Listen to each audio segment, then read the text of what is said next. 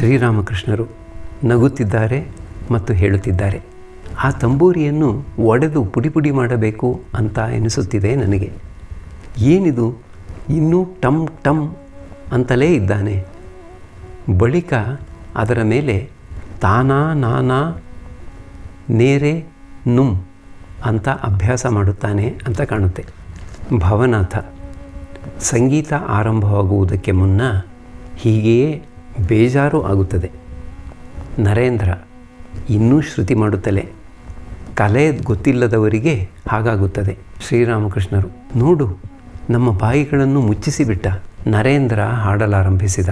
ಪರಮಹಂಸರು ತಮ್ಮ ಚಿಕ್ಕ ಮಂಚದ ಮೇಲೆ ಕುಳಿತುಕೊಂಡಿದ್ದಾರೆ. ನಿತ್ಯಗೋಪಾಲ ಮತ್ತು ಉಳಿದ ಭಕ್ತರು ನೆಲದ ಮೇಲೆ ಕುಳಿತು ಕೇಳುತ್ತಿದ್ದಾರೆ. ನರೇಂದ್ರ ಹಾಡಿದ, ನನ್ನ ಹೃದಯದ ದಿವ್ಯ ಸೂತ್ರಧಾರಿಣಿ ನೀನು, ತೊಡೆಯ ತೊಟ್ಟಿಲೊಳಿಟ್ಟು ಪಾಲಿಸಿರುವೆ. ಬಳಿಕ ಹಾಡಿದ, ಹೃದಯದೊಂದೇ ತಂತಿಯನ್ನು ಮಿಡಿಮಿಡಿದು ನುಡಿಯೋ ಇನ್ನು, ಎದೆಗೆ ಸುಧೆಯನ್ನು ಕರೆವ ಮಾತಾಯಿ ಶ್ರೀನಾಮವನ್ನು. ಮತ್ತೆ ಮಿರುಗುತ್ತಿದೆ ನಿನ್ನ ಅಪರೂಪ ರಾಶಿ ನಿಬಿಡಾಂಧಕಾರದಲ್ಲಿ, ನಿನ್ನ ನದರಿಂದಲೇ ನೆನೆವರೋ ಯೋಗಿಗಳು ಗಿರಿಗುಹೆಗಳಲ್ಲಿ. ಶ್ರೀರಾಮಕೃಷ್ಣರು ಭಾವವಿಷ್ಟರಾಗಿ ಕೆಳಕ್ಕೆ ಇಳಿದು ಬಂದು ನರೇಂದ್ರನ ಹತ್ತಿರ ಕುಳಿತಿದ್ದಾರೆ. ಆ ಸ್ಥಿತಿಯಲ್ಲೇ ಮಾತನಾಡುತ್ತಿದ್ದಾರೆ. ಶ್ರೀರಾಮಕೃಷ್ಣರು, ಹಾಡಲೇನು? ಥೂ ಥೂ. ನಿತ್ಯಗೋಪಾಲನಿಗೆ, ನೀನು ಏನು ಹೇಳುತ್ತೀಯ? ಉದ್ದೀಪನೆ ಪಡೆಯುವುದಕ್ಕಾಗಿ ಹಾಡನ್ನು ಕೇಳಬೇಕು. ಬಳಿಕ ಏನು ಬೇಕಾದರೂ ಆಗಲಿ, ಏನು ಬೇಕಾದರೂ ಹೋಗಲಿ, ಚಿಂತಿಸಬೇಕಾಗಿಲ್ಲ. ಆತ ಬೆಂಕಿ ಹೊತ್ತಿಸಿದ್ದಾನೆ, ಅದು ಒಳ್ಳೆಯದು. ಬಳಿಕ ಪ್ರಶಾಂತತೆ, ಅದೂ ಒಳ್ಳೆಯದೇ. ನಾನು ಪ್ರಶಾಂತನಾಗಿದ್ದೇನೆ, ನೀನು ಹಾಗೆಯೇ ಇರು. ಬೇಕಾಗಿರೋದು ಆನಂದ ರಸದಲ್ಲಿ ಮಗ್ನನಾಗಿ ಇರೋದು. ಹಾಡಲೇನು? ಒಳ್ಳೆಯದು, ಹಾಡಿದರೂ ಆಯಿತಲ್ಲ. ನೀರು ಪ್ರಶಾಂತವಾಗಿದ್ದರೂ ನೀರೇ, ಅಲ್ಲೋಲ ಕಲ್ಲೋಲವಾಗಿದ್ದರೂ ನೀರೇ. ನರೇಂದ್ರ ಪರಮಹಂಸರ ಹತ್ತಿರ ಕುಳಿತಿದ್ದಾನೆ. ತನ್ನ ಮನೆಯಲ್ಲಿ ಆರ್ಥಿಕ ಮುಗ್ಗಟ್ಟಿನ ಸಂಬಂಧವಾಗಿ ಸತತ ಚಿಂತಿಸುತ್ತಿದ್ದಾನೆ. ಈಗ ಅವನಿಗೆ 23 ವಯಸ್ಸು. ಪರಮಹಂಸರು ಆತನ ಕಡೆ ನೆಟ್ಟ ದೃಷ್ಟಿಯಿಂದ ನೋಡುತ್ತಿದ್ದಾರೆ. ಶ್ರೀರಾಮಕೃಷ್ಣರು ನಗುತ್ತಾ ನರೇಂದ್ರನಿಗೆ, ನೀನೊಬ್ಬ ಆಕಾಶ. ಆದರೆ ಮನೆಯ ಆರ್ಥಿಕ ಮುಗ್ಗಟ್ಟಿನ ಯೋಚನೆ, ಟ್ಯಾಕ್ಸ್ ಇಲ್ಲದೇ ಇದ್ದರೆ. ಎಲ್ಲರೂ ನಗುತ್ತಿದ್ದಾರೆ. ಕೃಷ್ಣ ಕಿಶೋರ ಹೇಳುತ್ತಿದ್ದ, ತಾನು ಅಂತ. ಒಂದು ದಿನ ಆತನ ಮನೆಗೆ ಹೋಗಿ ನೋಡುತ್ತೇನೆ. ಆತ ಚಿಂತಾಕ್ರಾಂತನಾಗಿ ಕುಳಿತಿದ್ದಾನೆ. ಎಂದಿನಂತೆ ಮಾತನಾಡುತ್ತಿಲ್ಲ. ನಾನು ಆತನನ್ನು ಕೇಳಿದೆ, ಏನಾಗಿ ಬಿಟ್ಟಿದೆ? ಏತಕ್ಕೆ ಚಿಂತಾಕ್ರಾಂತನಾಗಿ ಬಿಟ್ಟಿದ್ದೀಯೇ? ಆಗ ಆತ ಹೇಳಿದ, ಟ್ಯಾಕ್ಸ್ ವಾಲ ಬಂದಿದ್ದ. ಆತ ಹೇಳಿ ಹೋಗಿದ್ದಾನೆ, ನೀನೇನಾದರೂ ಟ್ಯಾಕ್ಸ್ ಕೊಡದೇ ಇದ್ದರೆ ನಿನ್ನ ಪಾತ್ರೆ ಪದಾರ್ಥಗಳನ್ನೆಲ್ಲ ಹರಾಜು ಹಾಕಿಬಿಡುತ್ತೇನೆ ಅಂತ. ಅದಕ್ಕಾಗಿ ನನಗೆ ಯೋಚನೆ ಹತ್ತಿಬಿಟ್ಟಿದೆ ಎಂದು. ನಾನು ನಗುತ್ತಾ ನಗುತ್ತಾ ಹೇಳಿದೆ, ನೀನು ಅದಕ್ಕಾಗಿ ಏಕೆ ಚಿಂತಿಸಬೇಕು? ನೀನು ತೆಗೆದುಕೊಂಡು ಹೋಗಲಿ. ಆ ನೀಚ ನಿನ್ನ ಪಾತ್ರೆ ಪದಾರ್ಥಗಳನ್ನು ತೆಗೆದುಕೊಂಡು ಹೋಗಲಿ. ಅದಕ್ಕೂ ನಿನಗೂ ಏನು ಸಂಬಂಧ ಅಂತ. ನರೇಂದ್ರನಿಗೆ, ಅದಕ್ಕಾಗೇ ನಾನು ಹೇಳುತ್ತಿರೋದು, ನೀನು ಅಂತ. ಏಕೆ ಸುಮ್ಮನೆ ಚಿಂತಿಸುತ್ತಿದ್ದೀಯೇ? ಶ್ರೀಕೃಷ್ಣ ಅರ್ಜುನನಿಗೆ ಅಷ್ಟಸಿದ್ಧಿಗಳಲ್ಲಿ ಒಂದು ದೊರೆತರೂ ಅದರಿಂದ ಕೆಲವು ಶಕ್ತಿಗಳನ್ನು ಪಡೆಯಬಹುದು, ಆದರೆ ನನ್ನನ್ನು ಮಾತ್ರ ಪಡೆಯೋಕ್ಕಾಗೋದಿಲ್ಲ ಅಂತ ಹೇಳಿರೋದು ನಿನಗೆ ಗೊತ್ತೇ? ಸಿದ್ಧಿಯ ಮೂಲಕ ವಿಶೇಷವಾದ ಶಕ್ತಿ, ಬಲ, ಧನ ಇವನ್ನು ಪಡೆಯಬಹುದು, ಆದರೆ ಅದರಿಂದ ಭಗವಂತನನ್ನು ಪಡೆಯಲಾರೆ. ಇನ್ನೊಂದು ವಿಷಯ, ಜ್ಞಾನಾಜ್ಞಾನಗಳನ್ನು ದಾಟಿ ಹೋಗಬೇಕು. ಜನರು ಹೇಳುವುದುಂಟು, ಆತ ಒಬ್ಬ ದೊಡ್ಡ ಜ್ಞಾನಿ ಅಂತ. ಆದರೆ ವಾಸ್ತವಿಕವಾಗಿ ನೋಡಿದರೆ ಆತ ಹಾಗಿರುವುದಿಲ್ಲ. ವಸಿಷ್ಠ ಒಬ್ಬ ದೊಡ್ಡ ಜ್ಞಾನಿ, ಆದರೂ ಆತ ಪುತ್ರಶೋಕದಿಂದ ದುಃಖಿತನಾಗಿದ್ದ. ಅದನ್ನು ನೋಡಿ ಲಕ್ಷ್ಮಣ ರಾಮನಿಗೆ ಹೇಳಿದ, ಹೇ ರಾಮ, ಏನಾಶ್ಚರ್ಯ, ಈತನೂ ಇಷ್ಟು ಶೋಕಾಕ್ರಾಂತನಾಗಿದ್ದಾನಲ್ಲ ಅಂತ. ರಾಮ ಹೇಳಿದ, ಸೋದರ, ಯಾರಿಗೆ ಜ್ಞಾನವಿರುವುದೋ ಅವರಿಗೆ ಅಜ್ಞಾನವೂ ಇರುತ್ತದೆ. ಯಾರಿಗೆ ಬೆಳಕಿನ ಬೋಧೆ ಇರುತ್ತದೋ ಅವರಿಗೆ ಅಂಧಕಾರದ ಬೋಧೆಯೂ ಇರುತ್ತದೆ. ಯಾರಿಗೆ ಒಳ್ಳೆಯದರ ಅರಿವು ಇರುತ್ತದೆಯೋ ಅವರಿಗೆ ಕೆಟ್ಟದರ ಅರಿವೂ ಇರುತ್ತದೆ. ಯಾರಿಗೆ ಸುಖದ ಜ್ಞಾನ ಇರುತ್ತದೆಯೋ ಅವರಿಗೆ ದುಃಖದ ಜ್ಞಾನವೂ ಇರುತ್ತದೆ. ಸೋದರ, ನೀನು ಈ ದ್ವಂದ್ವಗಳನ್ನು ಮೀರಿ ಹೋಗು, ಸುಖ ದುಃಖಗಳನ್ನು ದಾಟಿ ಹೋಗು, ಜ್ಞಾನಾಜ್ಞಾನಗಳನ್ನು ದಾಟಿ ಹೋಗು ಅಂತ ನರೇಂದ್ರನಿಗೆ. ಅದಕ್ಕಾಗಿಯೇ ನಾನು ನಿನಗೆ ಹೇಳುತ್ತಿರುವುದು, ಜ್ಞಾನಾಜ್ಞಾನ ದಾಟಿ ಹೋಗು ಅಂತ. ಪರಮಹಂಸರು ಮತ್ತೆ ಬಂದು ತಮ್ಮ ಚಿಕ್ಕ ಮಂಚದ ಮೇಲೆ ಕುಳಿತುಕೊಂಡಿದ್ದಾರೆ. ಭಕ್ತರು ಇನ್ನೂ ನೆಲದ ಮೇಲೆ ಕುಳಿತಿದ್ದಾರೆ. ಸುರೇಂದ್ರ ಪರಮಹಂಸರ ಹತ್ತಿರ ಕುಳಿತಿದ್ದಾನೆ. ಪರಮಹಂಸರು ಆತನ ಕಡೆ ದೃಷ್ಟಿಸಿ ನೋಡುತ್ತಾ ಬುದ್ಧಿವಾದವೀಯುತ್ತಿದ್ದಾರೆ. ಶ್ರೀರಾಮಕೃಷ್ಣರು ಸುರೇಂದ್ರನಿಗೆ, ಆಗಾಗ ಇಲ್ಲಿಗೆ ಬಂದು ಹೋಗುತ್ತಿರು.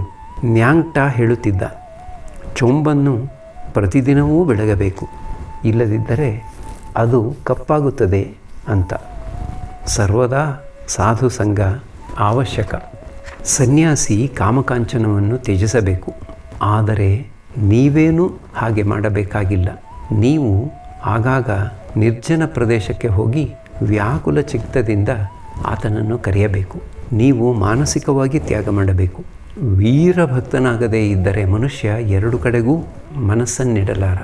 ಜನಕರಾಜ ಸಾಧನೆ ಭಜನೆ ಮಾಡಿ ಸಿದ್ಧ ಪುರುಷನಾಗಿ ಸಂಸಾರದಲ್ಲಿದ್ದ. ಆತ ಎರಡು ಕತ್ತಿಗಳನ್ನು ತಿರುಗಿಸುತ್ತಿದ್ದ, ಜ್ಞಾನದ್ದು ಕರ್ಮದ್ದು ಹೀಗೆಂದು ಹೇಳಿ ಪರಮಹಂಸರು ಹಾಡಲಾರಂಭಿಸಿದರು. ಈ ಜಗವೆಂಬುದು ಮೋಜಿನ ಮನೆಯು, ಇದರಳು ನಾ ಮನ ಬಂದೊಲು ನಡೆವೆ, ತಿನ್ನುವೆ ಕುಣಿಯುವೆ ಕುಣಿಯುವೆ ನಲಿವೆ, ಜನಕನ ತೇಜವ ಮೀರಿದರಾರೋ, ಇಹಪರದಲ್ಲೂ ಕೊರತೆಯಿಲ್ಲದೊಳು ಬಾಳಿದನವನು, ಅದನೂ ಇದನೂ ಎರಡನು ಹಿಡಿದು ಕುಡಿದನು ತುಂಬಿದ ಹಾಲ್ಬಟ್ಟಲನು.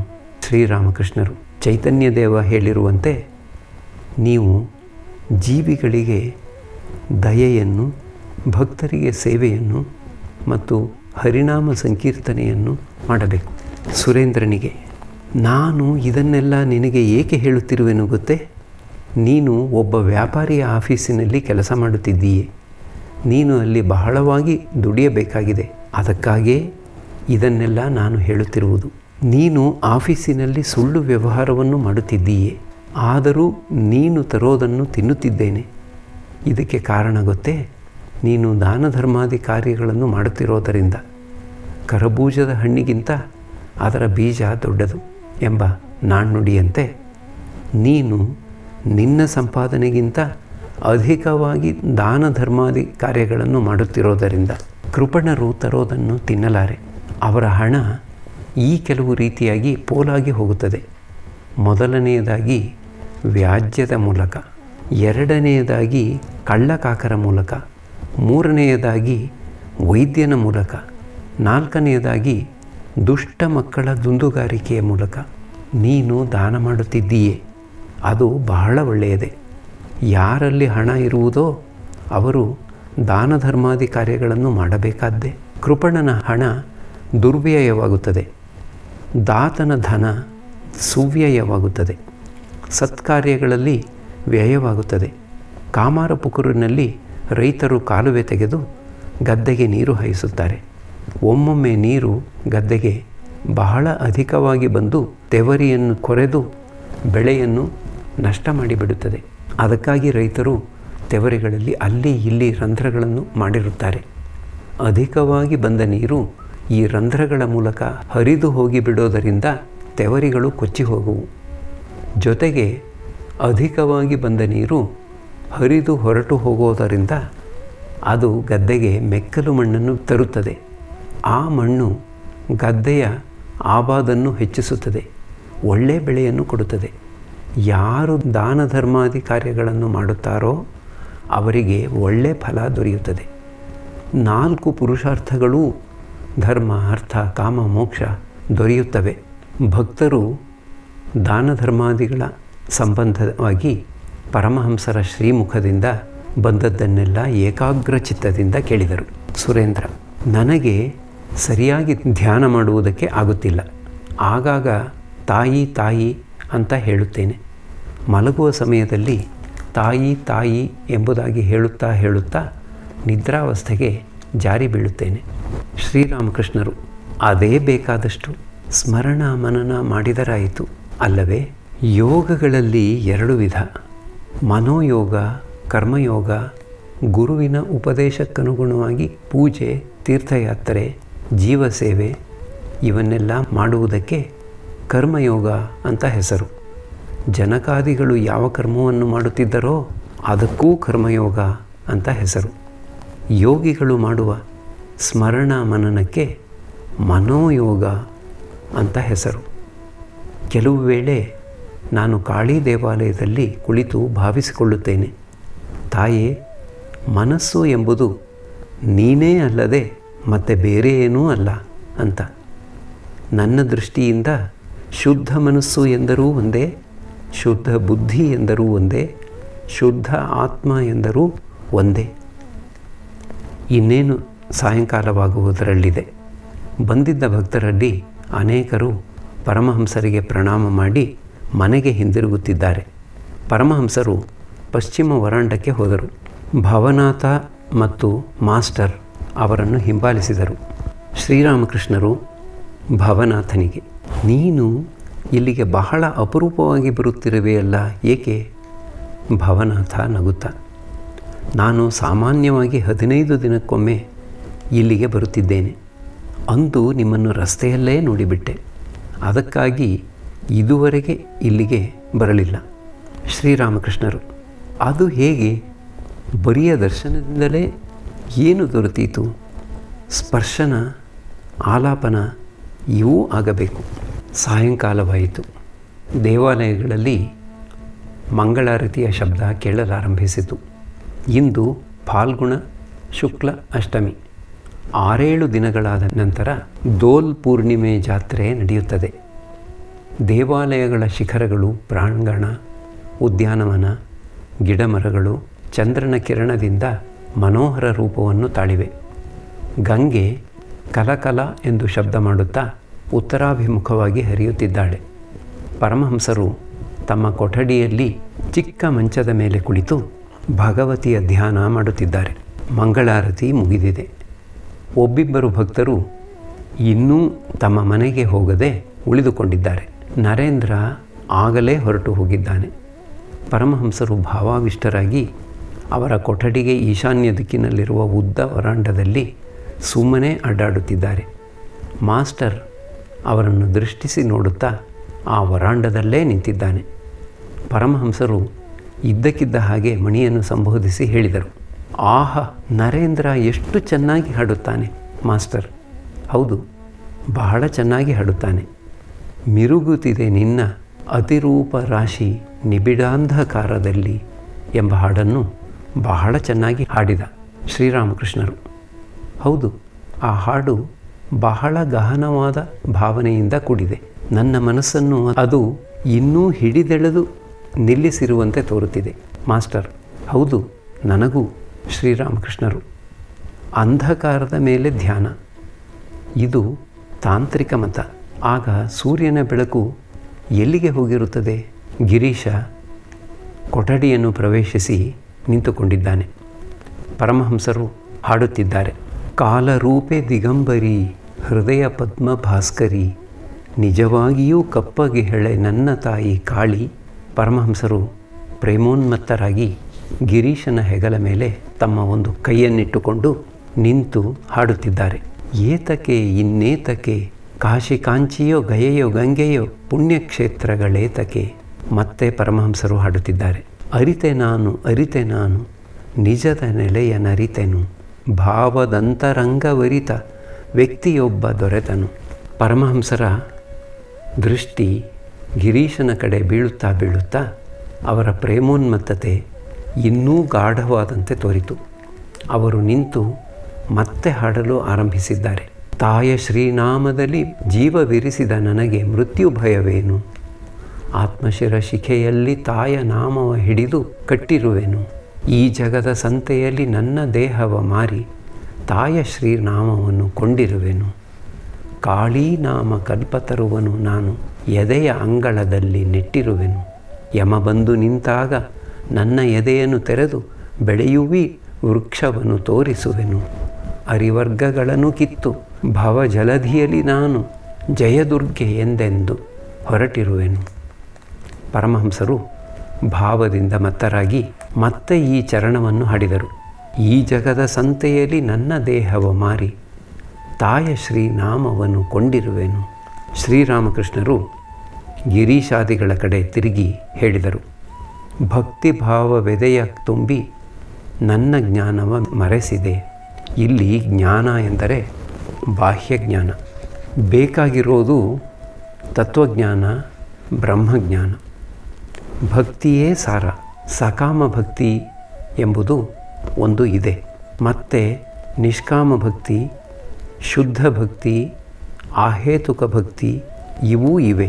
ಕೇಶವಸೇನನಿಗೆ ಮತ್ತು ಬ್ರಾಹ್ಮ ಸಮಾಜದವರಿಗೆ ಅಹೇತುಕ ಭಕ್ತಿ ಎಂಬುದು ಒಂದು ಇದೆ ಎಂಬುದು ಗೊತ್ತಿರಲಿಲ್ಲ. ಈ ಭಕ್ತಿಯಲ್ಲಿ ಯಾವ ಕಾಮನೆಯೂ ಇಲ್ಲ. ಇದು ಕೇವಲ ಭಗವಂತನ ಪಾದಪದ್ಮಗಳಲ್ಲಿ ಇಟ್ಟಿರುವ ಶುದ್ಧ ಭಕ್ತಿಯೇ ಅಲ್ಲದೆ ಬೇರೆ ಏನೂ ಅಲ್ಲ. ಮತ್ತೆ ಬೇರೆ ಇದೆ ಊರ್ಜಿತ ಭಕ್ತಿ ಎಂಬುದು. ಇದರಲ್ಲಿ ಭಕ್ತಿ ಉಕ್ಕಿ ಹರಿಯುವುದೋ ಏನೋ ಎಂಬಂತೆ ತೋರುತ್ತದೆ. ಇದು ಉಂಟಾದಾಗ ಭಕ್ತ ನಗುತ್ತಾನೆ, ಅಳುತ್ತಾನೆ, ನರ್ತಿಸುತ್ತಾನೆ, ಹಾಡುತ್ತಾನೆ. ಇದಕ್ಕೆ ಉದಾಹರಣೆ ಶ್ರೀ ಚೈತನ್ಯದೇವ. ರಾಮ ಲಕ್ಷ್ಮಣನಿಗೆ ಹೇಳಿದ, ತಮ್ಮ, ಯಾರಲ್ಲಿ ನೀನು ಊರ್ಜಿತ ಭಕ್ತಿಯನ್ನು ನೋಡುವೆಯೋ ಆತನಲ್ಲಿ ನಾನು ಸ್ವಯಂ ಇದ್ದೇನೆ ಎಂಬುದನ್ನು ತಿಳಿದುಕೋ ಅಂತ. ಗಿರೀಶ, ನಿಮ್ಮ ಕೃಪೆಯೊಂದು ದೊರೆಯಿತು ಎಂದರೆ ಎಲ್ಲ ದೊರೆತು ಬಿಡುತ್ತದೆ. ನಾನು ಹಿಂದೆ ಏನಾಗಿದ್ದೆ ನೋಡಿ ಈಗ ಏನಾಗಿದ್ದೇನೆ. ಶ್ರೀರಾಮಕೃಷ್ಣರು, ನಿನ್ನಲ್ಲಿ ಸಂಸ್ಕಾರವಿತ್ತು, ಅವು ಈಗ ವ್ಯಕ್ತವಾಗುತ್ತಿವೆ. ಸಮಯ ಬರದ ತನಕ ಏನೂ ಆಗದು. ಯಾವಾಗ ರೋಗ ಗುಣಮುಖವಾಗುತ್ತಾ ಬರುತ್ತಿತ್ತೋ ಆಗ ಕವಿರಾಜ ರೋಗಿಗೆ ಹೇಳಿದ, ಈ ಎಲೆಗೆ ಮೆಣಸಿನಕಾಳು ಸೇರಿಸಿ ತಿನ್ನು ಅಂತ.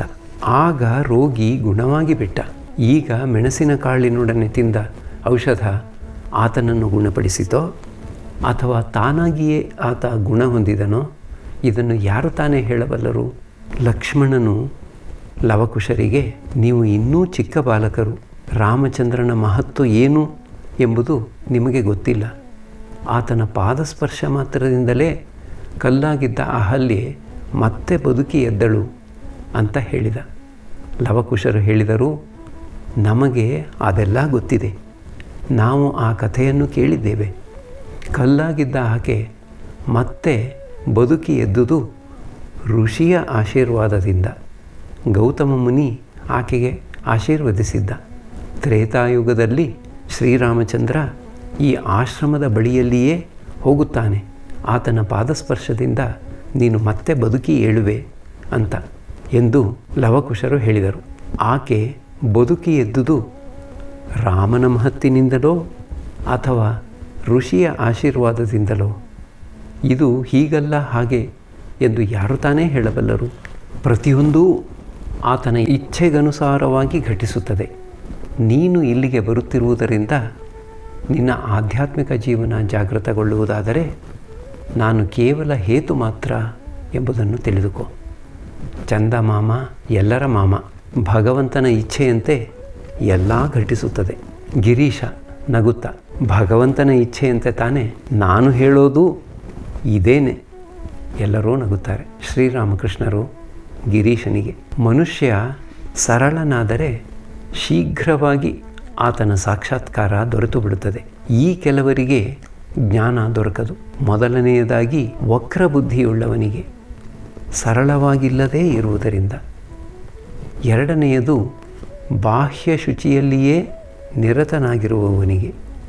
ಮೂರನೆಯದಾಗಿ ಸಂಶಯಾತ್ಮನಿಗೆ. ಶ್ರೀರಾಮಕೃಷ್ಣರು ನಿತ್ಯಗೋಪಾಲನ ಭಾವಾವಸ್ಥೆಯನ್ನು ಬಹುವಾಗಿ ಪ್ರಶಂಸೆ ಮಾಡಿದರು.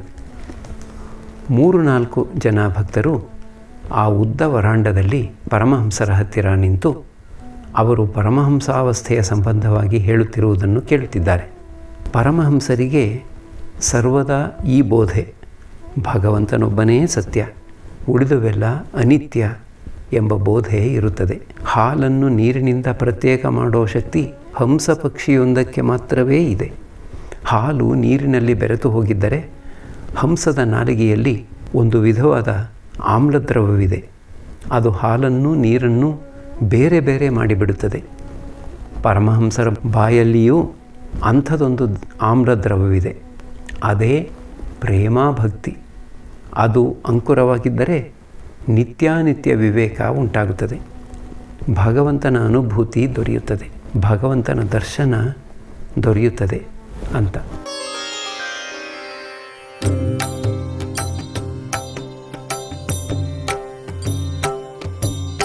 ಶ್ರೀರಾಮ ಕೃಷ್ಣ ಮಂಗಲಕಾರಿ, ಶ್ರೀರಾಮ ಕೃಷ್ಣ ಮಂಗಲಕಾರಿ, ಶ್ರೀರಾಮ ಕೃಷ್ಣ ಮಂಗಲಕಾರಿ, ಶ್ರೀರಾಮ ಕೃಷ್ಣ ಮಂಗಲಕಾರಿ. ನಮೋ ನಾರಾಯಣ ಭವದುಃಖಹಾರಿ.